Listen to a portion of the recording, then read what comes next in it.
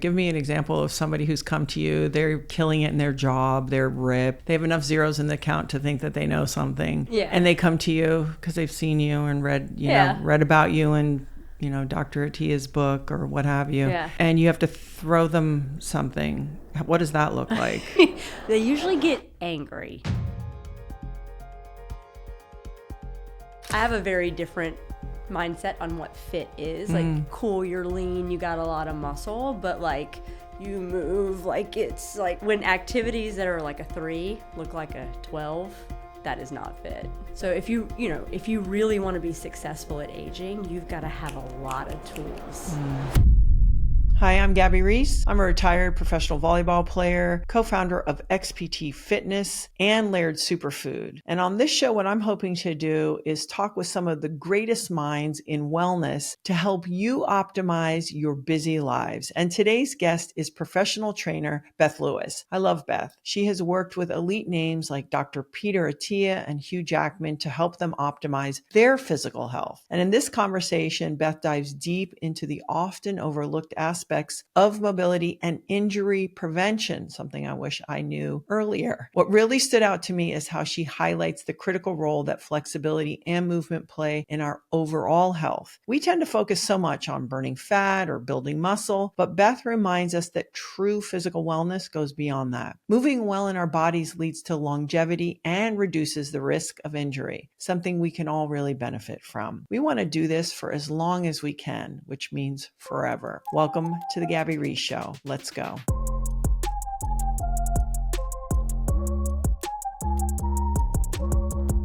Okay, so Beth, you and I met this year at South by Southwest. I had the opportunity to interview you. It was very focused and also kind of more sort of surfacey because we were doing it for a large group. And what I realized after doing my research and visiting with you is it is unique to have a female that kind of has this very interesting and extensive and eclectic background that for me, you administer information in this kind of really matter-of-fact way.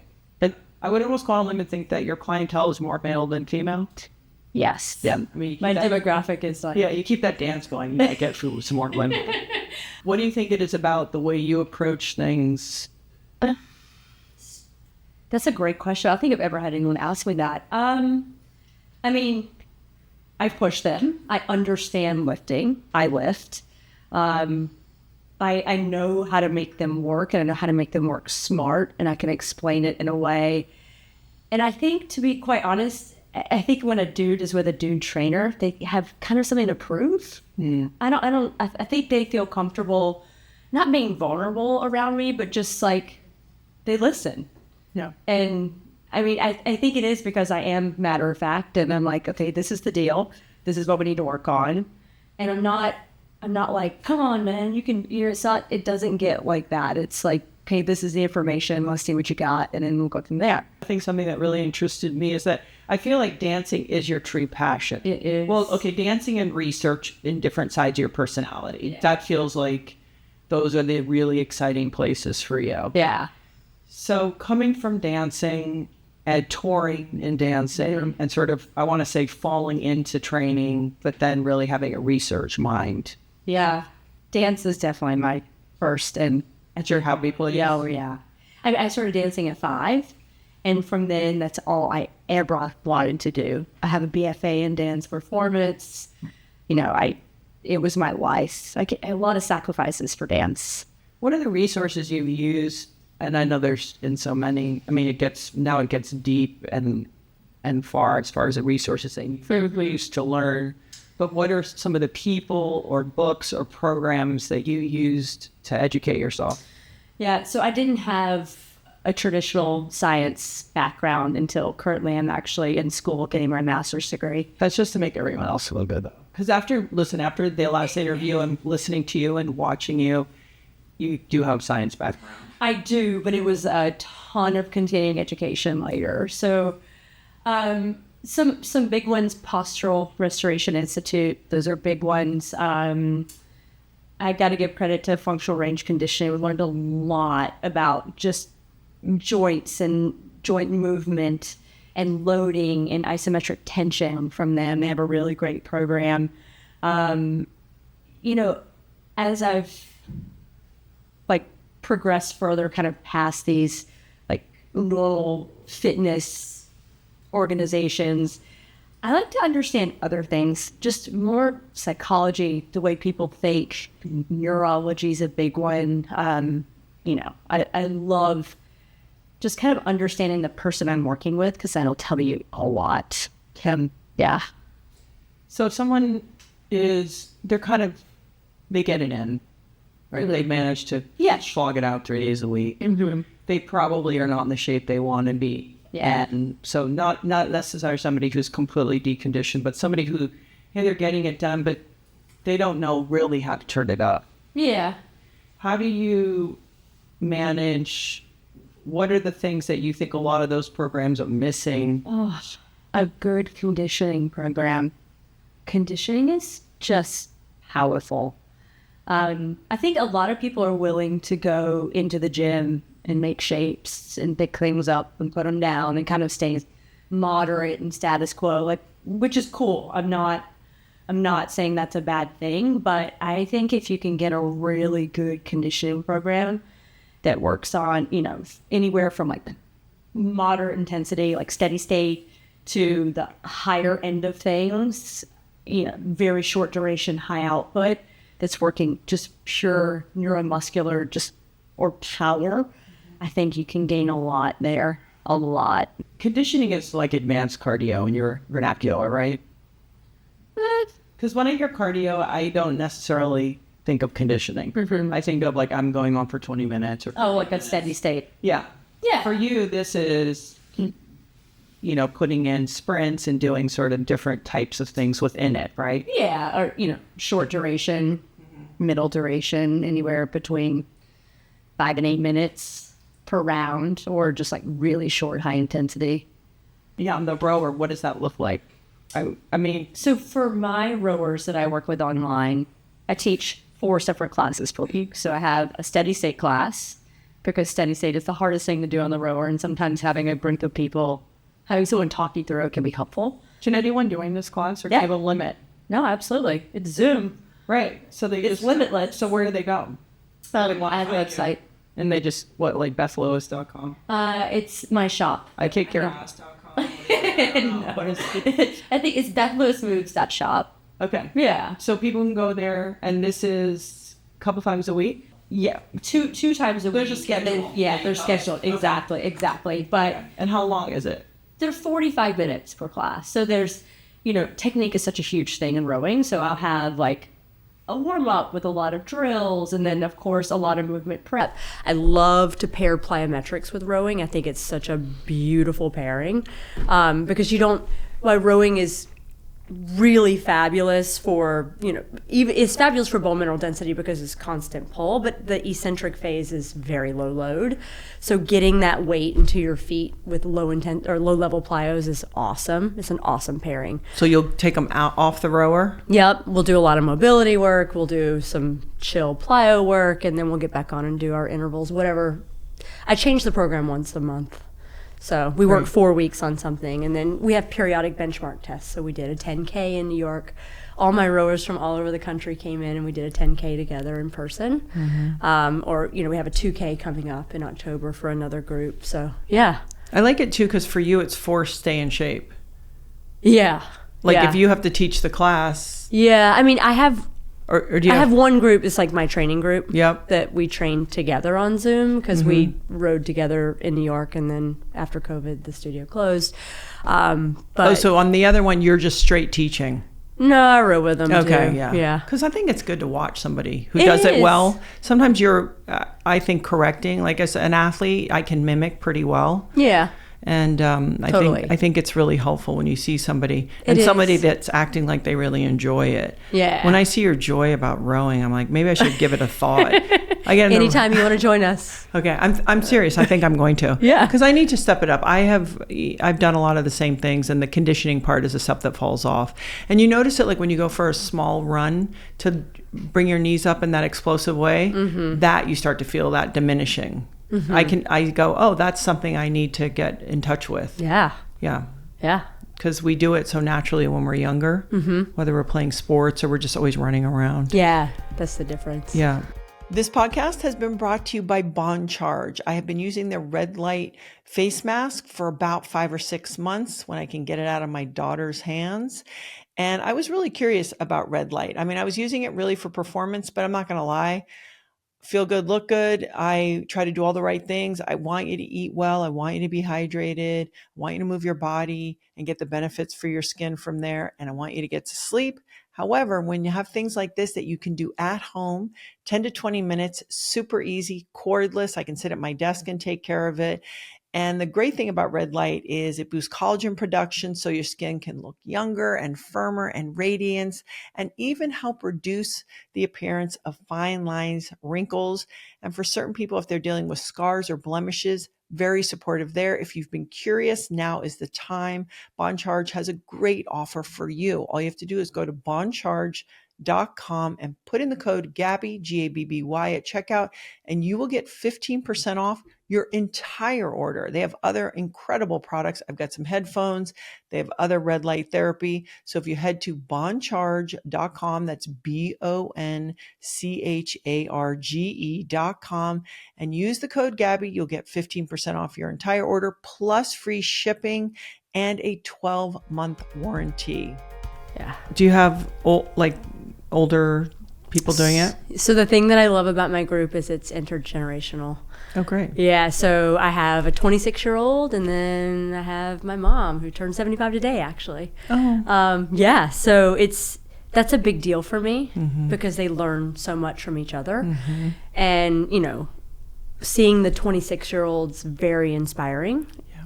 And, it's amazing. They have such a great, we have a WhatsApp chat, and there's constant social interaction. It's pretty awesome.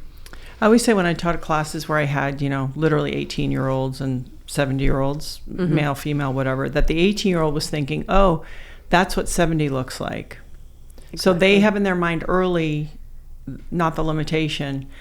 But sometimes that 70-year-old might be lifting a little more, even occasionally, than the 18-year-old. Oh, yeah. You see that because maybe they have more experience and totally they're past the thing of I'm scared of getting big, whatever those things are.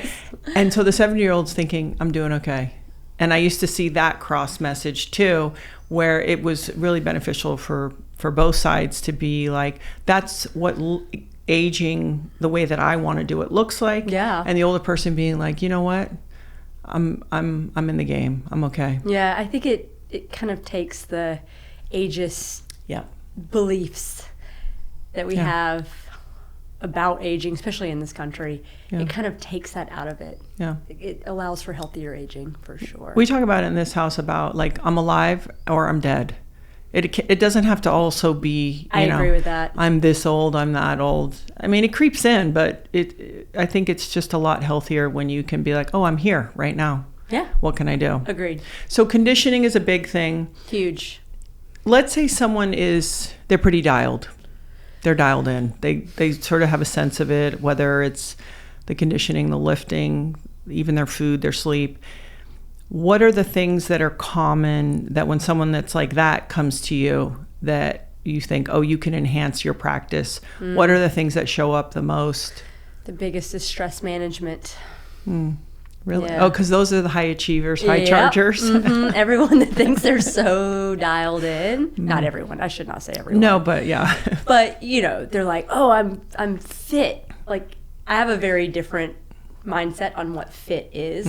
Cool, you're lean, you got a lot of muscle, but you move it's a 11 out of 10.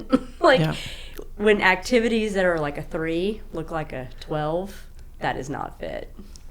So fluidity in the way you think and the way you move. It's being able to modulate through sympathetic and parasympathetic tone, that is fit, in my opinion.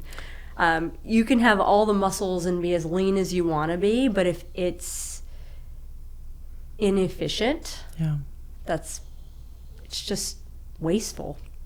How do you... So That's so interesting. So is it dance? What are the exercises? What are the conversations that you're having to try to get somebody who becomes more fluid in these systems? Usually usually that phenotype, they don't like novelty. Like novelty is they want to be good at stuff. Exactly. And I think biggest gains are made when you're not good at stuff and you have to struggle and you get like an inch and then you come back and you get another inch. I think that's where the gains are made. And just changing the mindset that it's not a failure, it's just an opportunity. But give me an example. You don't have to give me a name, but give me an example of somebody who's come to you. They're killing it in their job. They're ripped. They have, they know their car's fancy, the whole nine.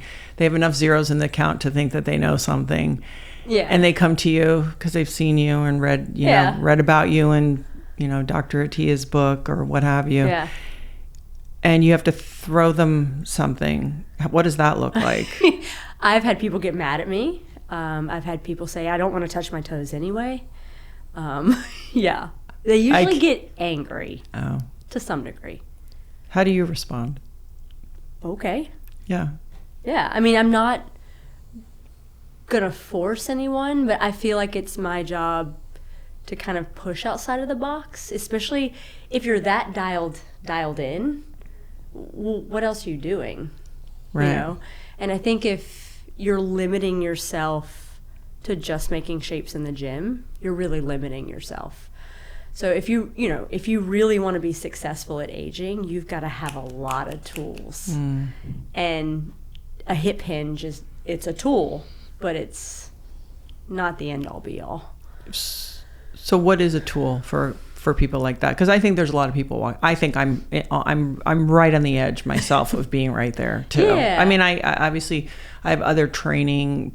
I think the pull training is something, but now sure. I'm getting sort of proficient at that. So even within that, I have to keep examining that. So what are some of the exercises? And that could be, meditation. I don't know that you're doing anything that's novel. I mean, anything, like whether it's skipping rope or step aerobics as geriatric as these sound, and a lot of times people are turned off by that because they feel like it's too easy for them. Skipping rope is hard. Skipping rope is I don't know who says it's my it's second easy. favorite thing. But you know what I mean? Yeah. It's they seem like it's a waste of time because it's not burning calories or making muscles. But working coordination and rhythm and your processing speed and your reactivity and your problem solving and your working memory, like all of these things are a big part of our motor reserve that are going to help protect us against neurodegeneration, but also help you age successfully. It's VO2 max, muscle mass, strength. All of these things are very important, but it's a small piece of the puzzle when it comes to overall motor reserve. Are you familiar with the concept of motor reserve? No, I would like you to explain it. I know only a little about it, but yeah. So cognitive reserve is basically your education and your experiences, and if you have a very high cognitive reserve, it can protect you. It can be neuroprotective, right? So if you do, God forbid, develop Alzheimer's disease, it can help you not feel the effects.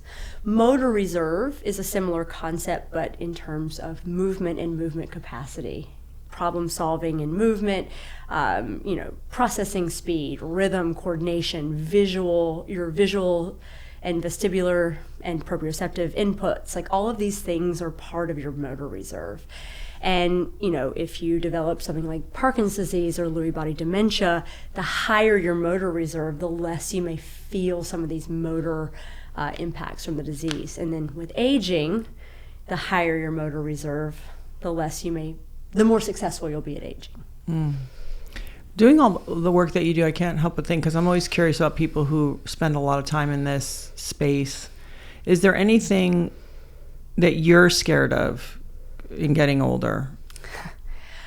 It's so interesting that you say that, because I just had a conversation with my students. We do these discussions every 6 weeks, and we did one on ageism. And being a dancer and also being somewhat in the public eye, it's it used to be terrifying to me to get old, for my face to start to look old, for my body to look different. And I don't know. I mean, can I say I'm like totally over that?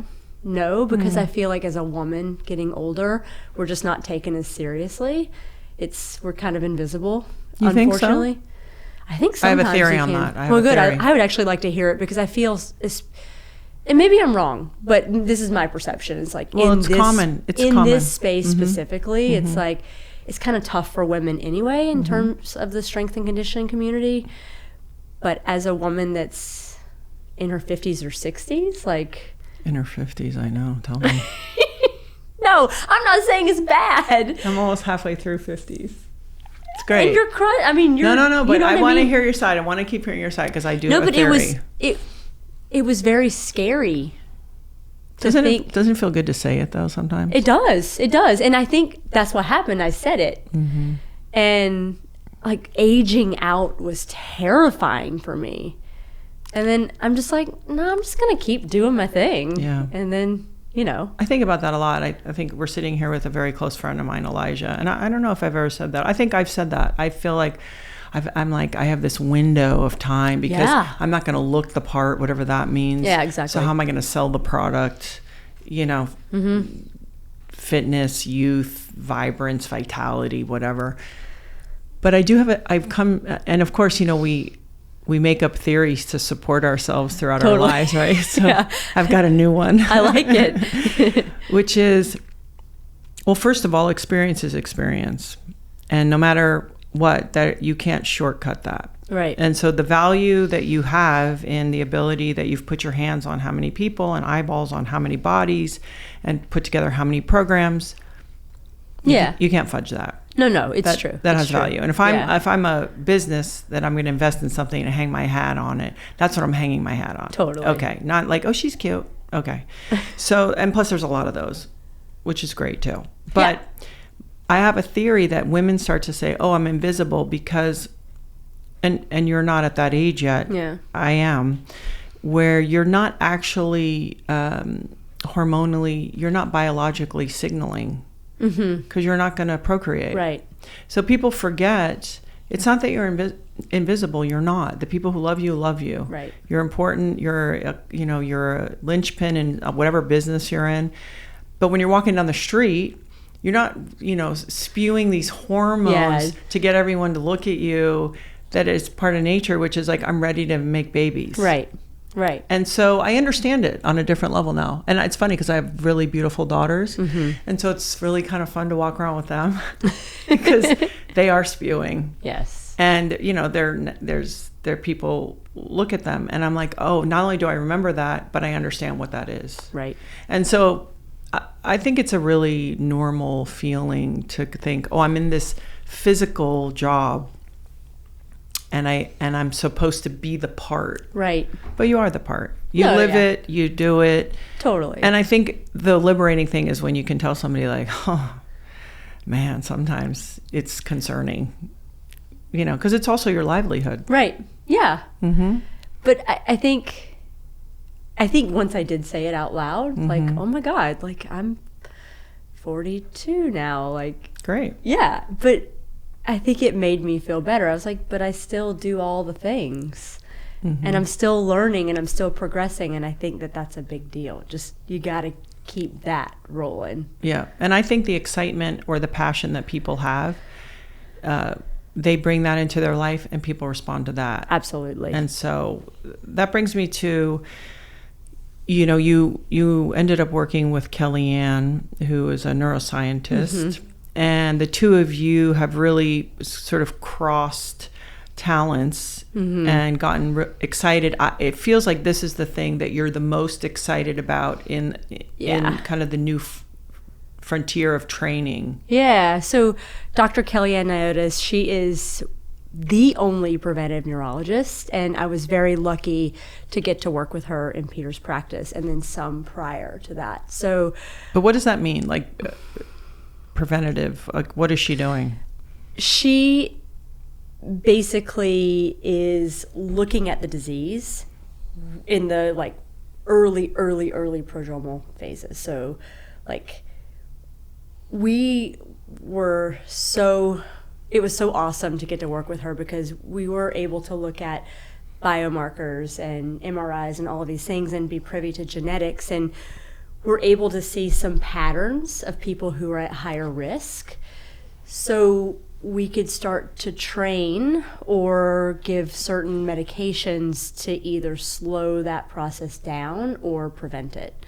Now, do we know if it works? That takes years to figure out, but we know that we can see changes in cognitive testing, changes in movement quality, in, you know, coordination and all of these other things with this training.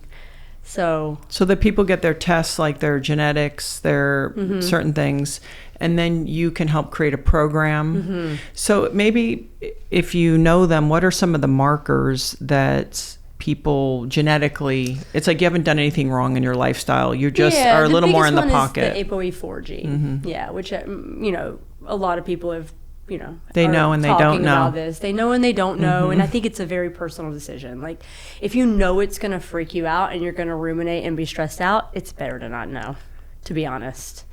But, you know, if you do have the ApoE4 gene, it's not a death sentence, contrary to a paper that came out. What is it? Oh, what came out? There was a paper that came out that basically said if you have the ApoE4 that there's just like nothing you can do. But this you just have a sentence of Alzheimer's? Yeah. Huh. But I mean, there's dietary changes. There's certain medications that you can take that can be helpful. There's, you know, one of the biggest things is aerobic activity. Aerobic exercise is so good for the brain. What's good for the heart's good for the brain. So that conditioning work is powerful. A lot of the movement training, this is for coordination and dance, like recalling choreography, all of these things are very good for the brain. What are the dietary things that seem to support? Kellyanne is a big fan of the Mediterranean diet, and all the research that we've looked at has been really supportive of that diet. So it's basically probably less sugar. She always says that saturated fat is a big no-no for ApoE4s. Yeah, that's what she always says. It's interesting. And alcohol, big no-nos. Oh. I don't drink. No, I know how people feel when they hear that. I know. People get so bummed out when you say alcohol is not great for you.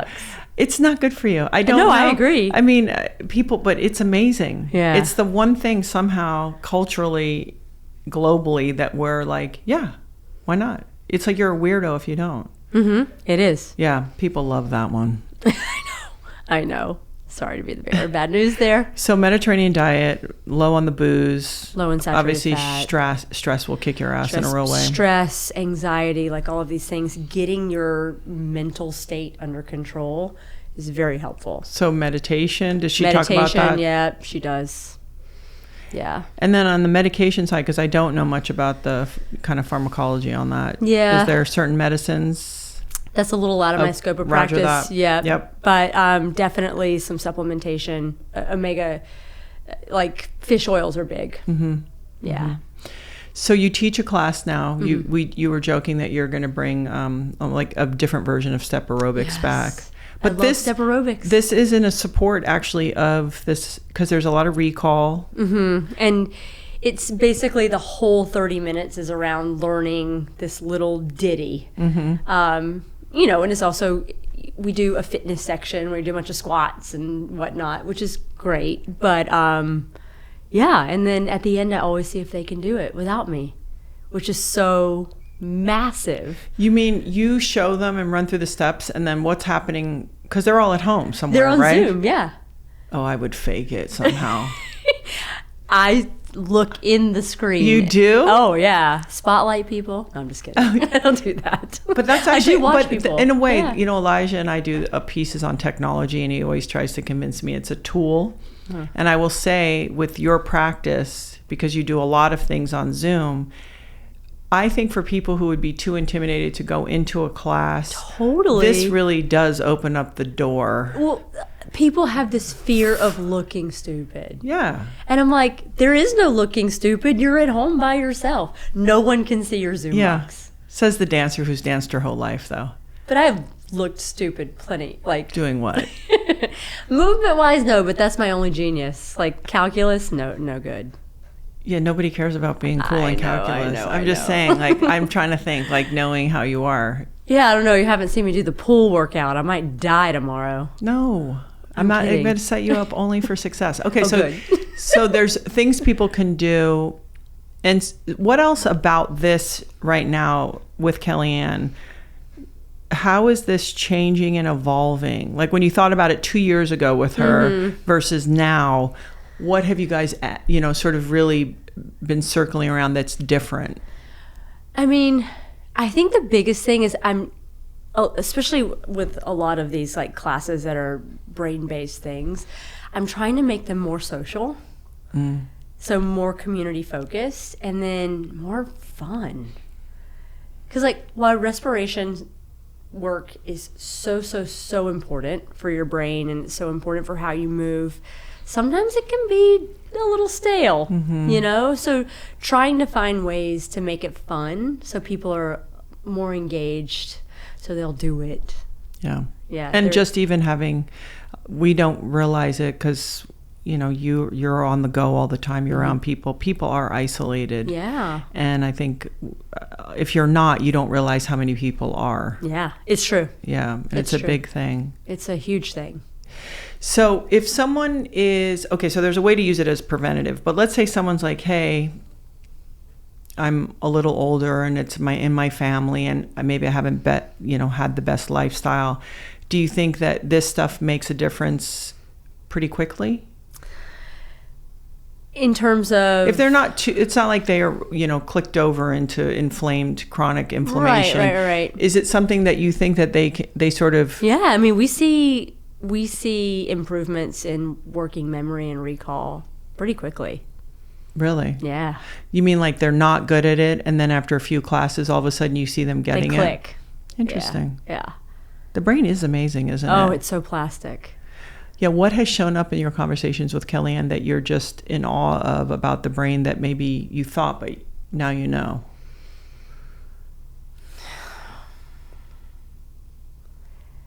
That's a tricky one because I feel like we're learning something new all the time. So whenever we would do our assessments on people, we would end up having to do a ton of research for each case because we're like, what the hell does this mean? Like, what do you mean? Like, give me an example. Especially in terms of like eye movements. So learning a lot about like, if there's any kind of deficit or strength issue in the eye movements that really impacts how you stabilize, and it also impacts inputs into your cerebellum, and we learned a lot about, I mean, just how different parts of your brain regulate different things that you would never think about.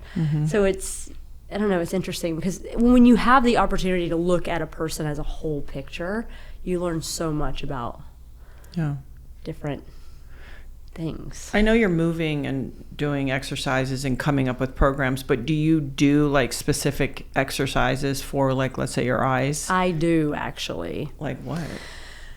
I do a lot of tracking drills and I do a lot of balancing, moving my eyes around. Just because whenever you move your eyes in different positions, it changes how your spine loads, or muscles around your spine loads. So you're in an exercise and move your eyes when you're in the exercise, or how does it work? Sometimes, or more like a stationary balance, or I'll do like walking lunges with a head turn to really throw you off. It's adding cognitive load to things. Have you noticed your vision improving? Yeah, so it's interesting. When COVID first started, I had never spent time in front of a computer. I was in a gym like 16 hours a day. And then I was all of a sudden on a computer 16 hours a day doing, virtual sessions and classes. And I started getting terrible migraines. And I went and had my eyes checked, and I actually had, almost like a strabismus. So my left eye would fall out. And it was changing the way I was stabilizing. I was starting to have a lot of back pain. It was very interesting because we're always your eyes have skeletal muscles, so you're always going to adjust your posture to use where you're strongest for stability and vision. So it was super interesting. So I did a lot of visual stuff. Laird used to take this program called Glasses Off, and you'd have to look at it's called a Gabor. And he would have this program, and I'd go down in the kitchen, and he'd be there having to, track the Gabor inside this app for Glasses Off. Because there was a guy, I think, who created it who was born legally blind. And he restored his vision. Wow. Legally blind is different than you can't see. Yes. But the point is that I think that we don't give enough credit to things we can do, whether it's near and far focusing or what you're talking about. You should create a program for just like eyesight. Because everyone, maybe, I mean, my young daughter, she's like, it's bad because they're on their devices. Yeah, I mean, totally. it's heading that way. Well, come on, let's go. You gotta. No, we do a lot of work with like peripheral vision because a lot of people do not have good peripheral vision, and it changes how you move. You just get a lot of midline tension. Yeah. So what is it? What would an exercise look like to help with your peripheral? A basic one, it would just be like, we call it peripheral walking. So you just walk in a straight line and see how much you can perceive as you're walking. It's tiring too. It is tiring. Because you got to pay attention. Exactly. Interesting. And do people notice things improving as they're doing it? Yeah. We actually noticed when we were doing our testing, New Yorkers have terrible peripheral vision. Yeah, because they've been in the tunnel. Well, that, but also interesting. Straight lines aren't visually stimulating. They don't stimulate your brain. So like being out here, like all this asymmetry is very stimulating. So New Yorkers have terrible peripheral vision. They're probably offended right now. It's okay. You said don't drink and your peripheral sucks. But that makes sense. But plus they're always like, I won't look at you, you don't look at me. Yeah, I mean, that's a stress response too. Like if you're very stressed out, you get laser focused. Right, narrow. Yeah, Oh, you got that's no time interesting. for this. Oh, it's so interesting. I feel like I have really good peripheral vision. Probably. Yeah, but I'm going to work on it still. Yeah, it's good. And for some people, that really freaks them out. So, like, just even having someone lay supine and just, like, how much information can you gather?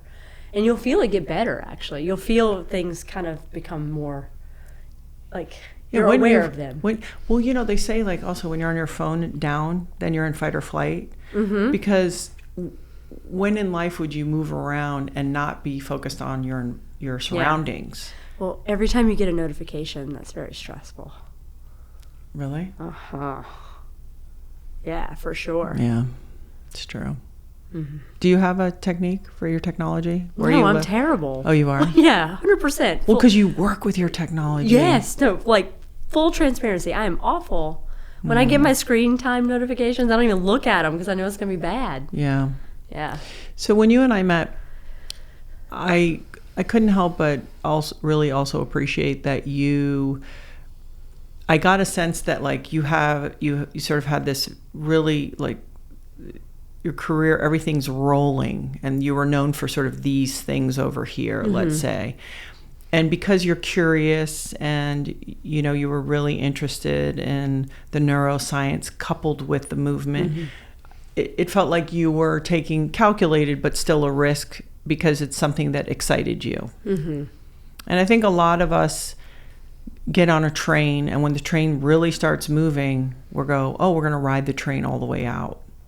And for me, it felt like you were like, hey, this is great, and I love this train, but something about this over here that I've come across on this journey excites me more. Yeah. Is it scary to jump off the train? Is it how do you do it in a calculated, sort of intelligent way? And once you did it, were you like, oh, just meaning going towards the things that you love and interest you versus, hey, this is really working. Right. This is like classic Beth. So like I'm on a path. I've always been on some sort of path, whether it's dance or, having my own fitness business or working in longevity medicine. Like I'm doing good at this path, and then I'm like, I spend like a good solid year ruminating about it, like wanting to do something else, but I'm like, no, I can't leave this. This is very secure. And then I'm just kind of one of those people that just rip the Band-Aid off. And I'm like, it's either going to work or it's not, but I'm committed in a different direction now. And that's kind of the way I have to do it. I have to jump in just both feet first and hope for the best. Is it faith? Is it because you've proven it to yourself before? Because I think a lot of us go through that and feel that way and want to do that many times in our life, and it's hard. I guess it is faith. I'm just like, it's gonna work out. I'm probably not gonna fall off the face of the earth. I can always pivot and go back in some way. But I feel like if you are curious and you know some sort of direction and you have a drive to do it, it's probably gonna work out. It may not work out exactly the way you want it to, but it's gonna work out some way. Is there something that's constant that goes with you that kind of also acts as a North Star for you in all of these different, like I'll try to think about, like for me, it is my physical practice, right? Like just having something that's grounding, like training hard. And it's not that I can control it, but it's sort of something that right. I can you can control. always do in some sort I of can way. also control what I shove in my mouth, those kinds of things. Is there anything that has gone with you that has always helped you also kind of stay on a North Star while you're going through? Because regardless, even if it's great and exciting, it can be uncomfortable. Yeah, 1,000%. I mean, I would probably say my movement in my body, that's always been, it's always been a constant, not always had a great relationship with it, but it's always been a constant in my life. And, especially starting dancing at 5, I've always had that. And even when I don't have that, it's like I can go take a dance class and it's therapy. Wait, what do you mean take a dance class? You go take a class? Oh, yeah, I take class. Really? How do you find a teacher? It's interesting because I used to take, I was a contemporary dancer and did a lot of partnering work. So I would always kind of gravitate towards that. But now I love pole dancing. Do you wear heels? No. Oh. So this is why I love it. Okay. I'm like, yeah, Beth. I know. It sounds like I don't like the heels work. First of all, it's like having it's like really gymnastics, bars. I mean, it's very physical. challenging. Yeah. But the heels work is like even harder actually because it's like you have ankle weights on. But there's and you have to balance on those stilettos. Like I'm not. Yeah, I'd start out at like 6'8". I'd already be at the top of the pole. I know. I'd be You good. wouldn't even have to climb. It'd be amazing. No, there's a woman in New York that she was a contemporary dancer and has like translated it to pole, and I love it so much. What do you wear? Like modern dance clothes. Oh, you do? Oh, yeah. You don't get all. No. Okay. That's what I love about pole is you don't have to like. Yeah, but it is athletic. Let's not kid ourselves. Oh my God, it is so hard. Yeah. It is so hard. For me, it feels like partnering in the company that I worked for. Have you ever dated somebody that didn't have rhythm? Oh yeah. Yeah, that probably won't work for you, would it? Oh no. Well, are you a person who dances at weddings and at parties? Oh yeah. Oh yeah, that'd be some guy's nightmare. Can you imagine? Beth's like, let's go, baby. And the guy's like, oh.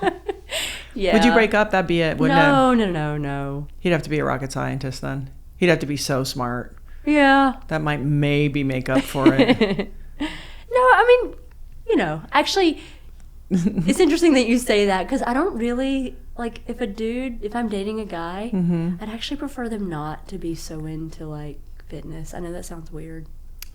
I don't think so. I want them to be healthy. Mm-hmm. But, like, when I go on a first date and a guy's telling me about what he does in the gym, I'm like, oh, yeah. can we talk about something else? Well, you're like, first of all, I do this all day long. And second of all, I'm probably better at this than you are. So let's. They all want to know how much I can deadlift and how many pull-ups I come can do. on. Is that a thing? Yeah. Oh, my gosh. Are we allowed to talk about this? What do you mean? Yeah. What do you mean, are we allowed to talk about it? We can talk about anything. Amazing. No, they all want to know how much I can deadlift and how many pull-ups I can do. Yeah. Oh, that's so lame. Yeah. So that's why I'd rather just have a dude that doesn't work out. As long as they're healthy and like, Yeah, that's weird. Can I tell you? If some guy was like, how much do you deadlift? Uh-huh. Ooh. Yeah, okay. Yeah. And then if they look at my social media, it's game over. Why? Because they feel they feel intimidated? Yeah. Oh, I love it. I love it. It's funny because certain guys would be like, you're a crusher. That's awesome. Oh, yeah. You're a beast. Yeah. I love when I hear that. Oh, yeah. You're like, thanks awesome. for bringing out the girly girl in me. I know. That's another thing we touched upon is like you've been working really, really hard for a lot of years and become really good at many different things. And one thing we didn't get to talk about on our conversation on the stage that day was there is also a price for that. A very hefty price, for sure. And I think not pursuing our passions and our skills, like our God-given, because your ability to absorb information, translate it, you do have a natural gift for this. The way your brain works, clearly. So I think that is a death if you don't pursue it. But where are you now? Sort of you really have, moved some miles in a few different lanes that where you think about, okay, do I have room to make adjustments? Could I make room for another person? Yeah, I'm finally, I haven't had a serious relationship in a while. So it's been a lot of like, here and there's and, shorter term situations. But because I was always working and I didn't have the space, and I knew going into it I didn't have the space. So, I've made a lot of changes recently, and part of that is to try to make space because I know how important it is, and I know how much I want that. Yeah. I want someone on my team. I want a partner. But for the longest time, I was just doing it for everyone else. So that is and also just trying to... You mean dating and doing all that, or doing everything for everyone else as far as work and training and all that? Yeah, so I'm constantly learning. Like it's like course after course or grad school or research for individual patients, and I love it. Like it's consuming, and that is my boyfriend. Yeah, and there isn't. Oftentimes, like a criticism I get is like, you don't text me back, and I'm like, I'm working, but it's not their fault. It's my fault, and I have to understand that balance, and that's been a big thing that I've been working on in the past years, like trying to figure out how to create that balance, because that is another thing I think is harder for a woman in some ways. Maybe it's social expectations. I'm not sure why, but I feel like if I'm working and not sending a text back, like it's not okay as if he was working and not sending me a text back. Yeah, I think things get translated differently. Totally. I love you, babe. I just was busy working. Yeah. And I was like, oh, okay, of course, and I think sometimes the idea would be is how could you be singularly focused?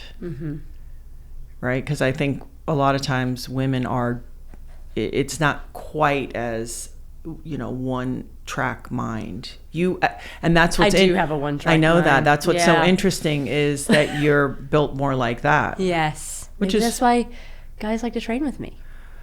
But it's great. But it's just saying, when you put your head on the pillow at night, is there do you go, that other part of my life, or you're like, no, I'm on a mission and I'm in my purpose and I'm expressing myself, because I think people don't realize, male or female, there is something that we give up. There's always a cost. Yeah. There's always a cost. I mean, I've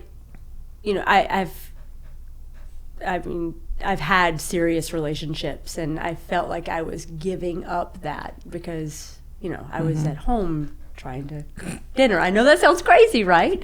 Welcome to my life. What are you talking about? I know, but like one thing insane. One thing I really enjoy, especially, the past 5 years, like if I want to leave for a month, I leave for a month. Yeah. And, if I want to go to Europe tomorrow, I do. So I have to find that balance because I can't do that forever. I feel like having a partner is very important. And it also maybe needs to be the right person. See, I think that's the other thing is a lot of us go, oh, well, and there's a part of me that thinks, yes, and if it was the right person who would move around you in the way that you would need easily, right? Like there's things I have with Laird that in my past relationships, even though it's been a minute, I was made to feel really bad about, like, oh, my strength, my directness, even some of my masculine mentality. Yeah. Laird thinks that's really cute, you know. That's what I need. You know what I mean? Yeah, totally. So I think it's also that. I think Yeah. if you found somebody who's like, oh, okay, I see you. Yeah. I see what you're doing. And if they can be really clear about their needs, and you think you can say, I can handle that. I think that's also part of it. I agree. Yeah. Yeah. It is a dance, though. It's total dance. Relationships are hard. Isn't it a dance, Elijah? Yes. I keep asking Elijah because he's single at the moment, and he's you know, he wouldn't mind finding, of course, someone to dance with. Yeah. And so we do talk about that. It's finding that person that's for you. And I was on a podcast recently, and I was saying to somebody that I had a old boyfriend that gave me the best line ever. He said, I have so many good qualities, just not the ones you're interested in. Yeah. Because we look at it on paper and we go, oh, he's smart and he's nice and he's clean and he smells good and all these things. But it's like, that's not what you're looking for. Right. Right. You're not looking for someone to come rescue you. No. No, I don't think so. No. Well, I'm going to be excited to see what happens. What shows up in patterns when you train people that you think, besides maybe the conditioning, that you would encourage most of the general population just to sprinkle in a little more of in their kind of training life? Right. The movement training. Just like having a good movement prep is invaluable. What does that mean? In your language? Yeah. So like taking 3 to 5 movements and just kind of getting your body moving in different ways. Like I use movement prep to introduce novelty because it's unloaded. It's usually very low intensity. So like lunging patterns and rotational patterns and all of these things, because you're really fresh at the top of your session, usually mentally, and you have to build some heat anyway. So I think that's a good opportunity to do it. It doesn't have to be like, I like to warm up for like 45 minutes and then work for 15. That's like my jam. Oh, I see what you got going now. Yes. I could like do movement stuff forever and then like some sets of heavy deadlifts and call it a day.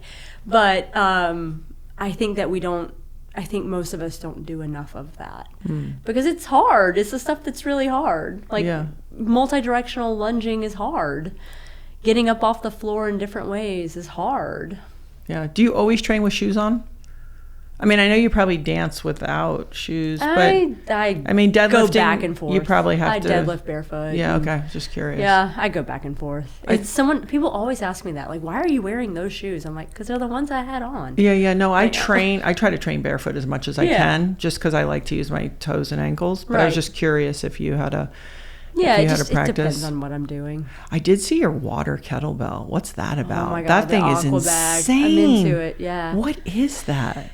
That is cool. Yeah, it's external perturbation. It's great. It is so hard on your Does shoulders. it come filled or do you fill it? No, you fill it up. So I like the mini one because, you don't need to be holding 80 pounds over your head, but like it's 10 to 33-ish pounds and it shakes. Yeah, I know. I so saw if you it. move, it's going to shake. Like it's really hard. Yeah, what's it called? Aqua bag? The aqua bag is called the tidal tank. That's what it is. It's great. Tank. It'd be cool for traveling.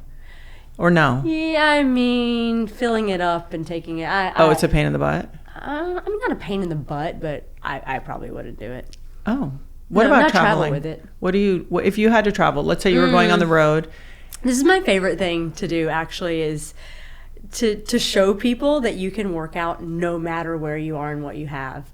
My biggest thing that people always say to me is like, this gym didn't have enough equipment. And I'm like... What?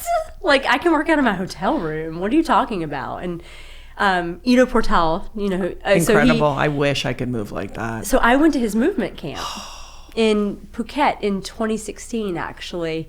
I've been to several of his things, like abroad, because that was like right up my alley. He used to teach a locomotion class, and it's like all ground-based crawling patterns. Like, that's my jam. But he said, he's like, people that need all this crap, this equipment, they're just bad movers. And I kind of agree with him. Yeah. Because I love going to a gym and just figuring something out. I mean, I have the mind for it. I get it. Like, people don't have that space. But, like my clients are like, oh, I can't work out. I'm just going to be in my hotel room. I'm like, I'll see you on Zoom. What are you talking about? Like, we can do a lot of things here. And, like, 30 minutes later, they're huffing and puffing. I'm like, see? Yeah. Yeah. Do you have, are you strict around your food, or are you, what? I'm not. What does that mean, you're not? I mean, you know too much to not be kind of. I'm kind of strict, but, you know, for so many years with dancing, and then a lot of people don't know this. I did a little bodybuilding project once. How long did that last? Oh, it lasted for 2 years. So this was my Wait, thing. were you in New York when you did this? I was in New York. Yeah, that's very New York to me when I hear hold that. Hold on. So this is the way I learned, right? I'm like, I'm going to do a project. And this was a bodybuilding project because I wanted to see if I can do it. So I was like, it was a whole thing. I went to Vegas for my first show. All my friends came. Did you cheered fake me tan? On. The whole thing. And I qualified for nationals. I was like, you've got to be kidding me. I had to do it. So it lasted for 2 years.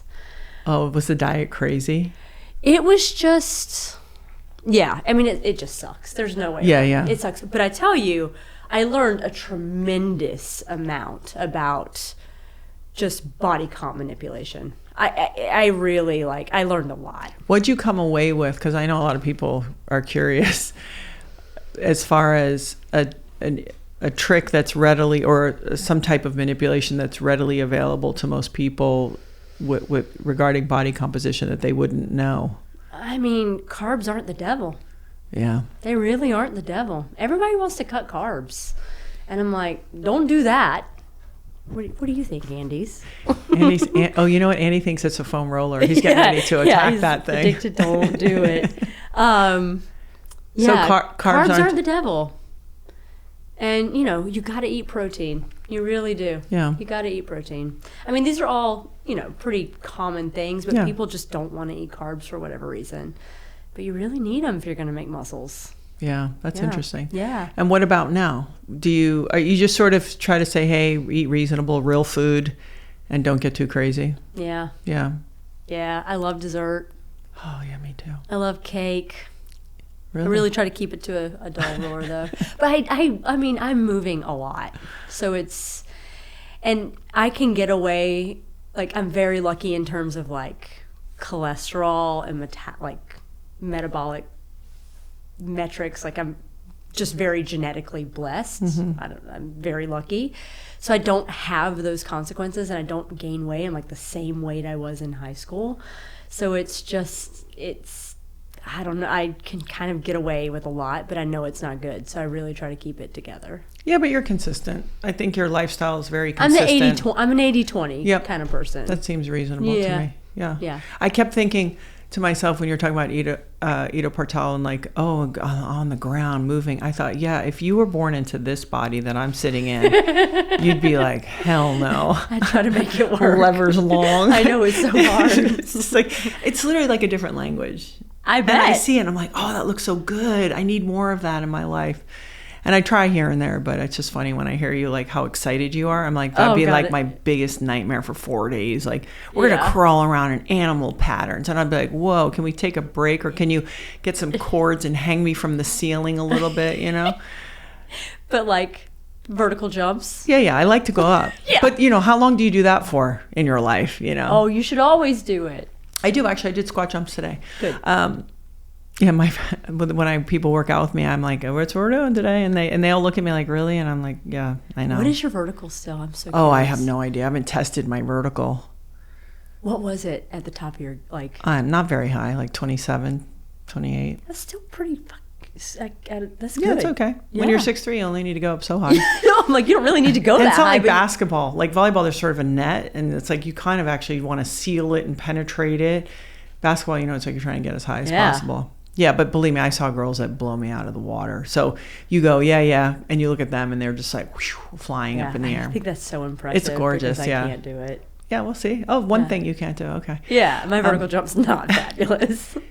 So you have trained Hugh Jackman to get prepared for film. I did. I've been training Hugh for 5 years, actually. So we've worked on several projects together. Okay, so how does that work? Does he call you? I mean, because he obviously knew how to get fit before he met you. So it's interesting. Oh, she didn't like that. Do you see that? She didn't agree with that. She's like, well, I mean, he might have looked fit, but he wasn't fit. I love it.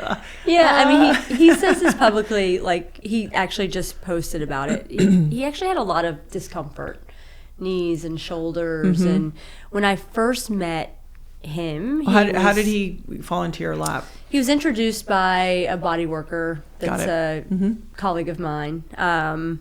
And I'll never forget this. He's like, can you see one of my clients? I'm like, sure. Does your client have a name? He was like, Hugh Jackman. I was like, I'm sorry, what? Like, why would he need me? But so I met him, I'll never forget, on a Saturday morning at 8 a.m. I was so nervous. You were? A little bit. Like, I don't normally get starstruck. Yeah, but I just was nervous. I don't know why. Obviously the nicest guy on the planet. And we just started working together twice a week. And I made him start from the ground. Like, you know, rebuild, you mean like create a foundation? I wanted him, But he is very, like, seems very agile, like dancey and strong. It does seem like there's a combo. He totally. Seems like a song and dance man that can bang iron. 1000%. We're very similar that way. Yeah, exactly. You're like my people. Yeah. But we had some, like, there were some things, some people who are good movers have a lot of compensatory patterns. It can be, not that compensatory patterns are a bad thing, but over and over and over, it can cause some repetition issues. So just teaching him initiations, he's one of my best students I've ever had. I bet. And he's really into the, like, nerdy side of it. So he's into only using as much effort as he needs to, understanding where to initiate. Like, when I teach someone to deadlift, I teach them how to feel their fingers and how to feel their feet. Like, that's all I care about. And he takes the work and runs with it. And he just applies it in all the programming that I write him otherwise. So I never have to worry about him. Like, if I write it, he does it. And he does it the same way I taught him. So he was doing a big arena show, a touring arena show. So we worked on that, and then we got ready for Music Man together. So worked on a lot of balance stuff and a lot of some of his, like, trickier things. And then right before Music Man was closing, he was like, I'm doing another Wolverine. And I was like, oh, wow. I was like, you're 175 pounds. And, like, we had to start while he was still in Music Man. And I couldn't, like, stuff him, because he still had to dance 8 shows a week. So it was a really tricky balance. What's that gear shift look like in transition? Where do you start? I increased his caloric intake just a little bit, and then, like, every 2 weeks we would go up just. Was the wardrobe lady pissed at you from that Music Man? Yes. Yeah. Things were starting to get tight by the end. And then I couldn't exhaust him either in the training. So did a lot of BFR work, a lot of lower volume stuff, just really starting to push some load. Because even he is an aerobic monster.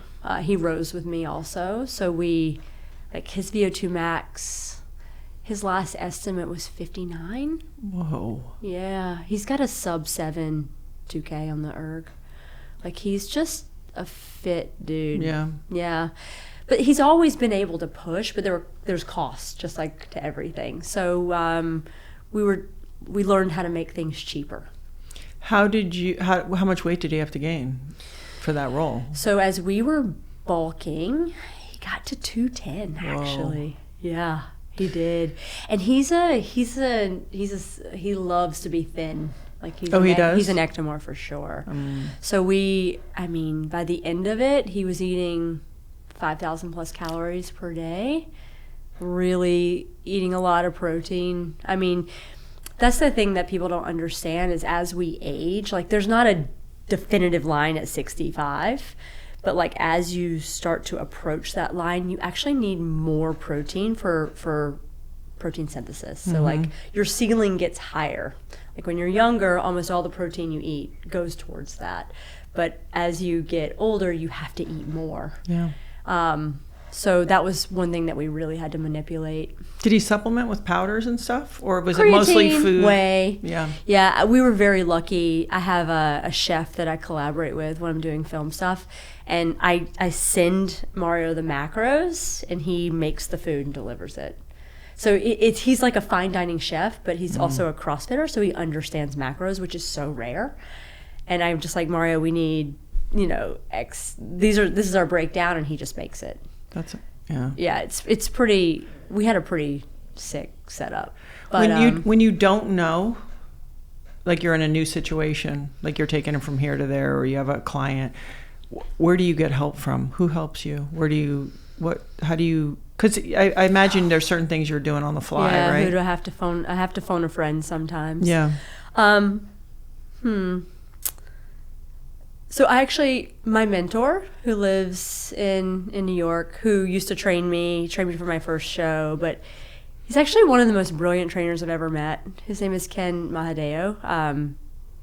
He works at a gym in New York that I used to work at, but I've definitely asked him for advice. Yeah. I still train with him every once in a while when I'm in the city. And then there's another PT in Pasadena, actually. His name is Locatelli Rao. He's fantastic. I ask him a lot of questions too, but I'm just like totally stumped. Yeah, because you're solving problems all the time. Uh-huh. Yeah, it's a lot. Yeah. I imagine it's the fun part, but it is the most fun part. Yeah, like programming bicep curls is, yeah, like cool. Yeah, they're beneficial, but it's not, yeah, it's not life changing. So in winding this up for now, I often think from your point of view, from someone like you walk around, you go to the airport, you see stuff all the time, you go, oh, if we all just kind of did this, and this. If you had a magic wand, what would be some of the invitations that you would... Take the stairs. I am always the only person on the stairs with Andy and my backpack. Like, it's just me and Andy on the stairs always. And I hate those, like, people mover things. Oh, yeah. They're not that fast anyway. Yeah, I know, but just, like, walk. Like, it's bad. Yeah. Because humans are we're lazy. Yeah. We're conservative things. And if it's there, we're going to use it. So it's like, that goes back to that neat, Yeah. It's like, do it. Yeah. Yeah. I started because this desk over here that you see, this is where I spend a lot of hours. Mm-hmm. And I started, after doing my HIIT circuit, sometimes adding treading in the pool right away. Oh yeah. So I just go for 10 or 15 minutes and tread, just to kind of open up the tissue and open up, because I was like, you cannot go from this movement. It's a beautiful down regulation. You got to try it. Yeah. It's so good. And it's easy for me because I am long, yeah. and I am good in the water. But we joke that because I have a big butt, the girls, you can just sit on your butt and just tread like it's nothing. Yeah. Like you get all these lean, ripped guys. I can't float. And they're like, I can't float to save my soul. Oh, well, I'll help you. Okay, good. I can't wait to learn. But I'm just saying, like, if somebody hears this, if there are things, and it's nothing, like, you're just out there, I just jump in there. I don't even have to get my hair wet for the girls who have something else to do. And you go in there and you just tread, and all the fascial tissue and all of that, and you're also in pressure. Oh, yeah. So before you just go on to the next, it's a very small, easy thing. Yeah. Instead of going from there to, That's sitting down. The worst thing to do. Yeah, so. It's the worst thing to do. I always tell people that when you're doing this high intensity work, your brain doesn't know that you are choosing and sometimes paying to do this. Yeah. You know what I mean? Like, your brain doesn't know that. It knows that it is trying to survive. Yeah. You are running or rowing or something away from something that's trying to get you. So, like, I am like crazy on my students. I'm like, you have to take your down, like, in between each interval. I'm like, the game is how low can you get your heart rate in the first minute? Like, what can you do to get that to drop? You have to let your brain know the bear didn't get you, because that immediately starts your recovery process so you can do it again. So, like, people just want to stop. That's all they want to do is just stop. I'm like, no, you have to transition into stopping. So, like, for the first minute after every interval, no matter how hard it is, you got to light paddle. Yeah. Like you have to let yourself know that you're still here and okay. Yeah. Because that's the game. I'm like, you're still working. But you're just working for a different goal. It's a great reminder. Mm-hmm. I have to ask, when you're doing the conditioning, just because it occurred to me, the breathing, what are you trying to blow out your CO2 and breathe through your nose? Like, what are you doing when you're really rolling? You're just surviving. You're just surviving. Got it. Yeah, I mean, you're trying to maintain position. Joel Jameson talks a lot about this. I learned so much from him. I've done his 8 weeks out program, and I went to a conference he had in Vegas, and I resonate so much with his work of like, you're really learning a lot about stress management from your conditioning. If you can figure out how to modulate, that's worth its weight in gold. Yeah, that's life. 1,000%. A lot of my students tell me that they can feel that. Like they feel like they get angry at work and they're like, okay, I've been here before. Like I understand what this feels like and I know how to get myself down. Yeah. Or I know how to tolerate it. Being able to work and maintain position and maintain control of your breath, whatever that looks like in that scenario, for sustained amounts of time is like where the money's made. Yeah. Beth Lewis, thank you. I'm so glad we got to go a little deeper. When I was on stage with you, I think I had 30 minutes, and I was like, oh, there's a lot more to talk about. Can you just remind people, because people are lucky if they get to work with you. Never mind the one-on-ones. The fact that you have these classes is a huge opportunity. So can you just remind people all the places they can find you? Yes. So on my Instagram, Beth Lewis Fit.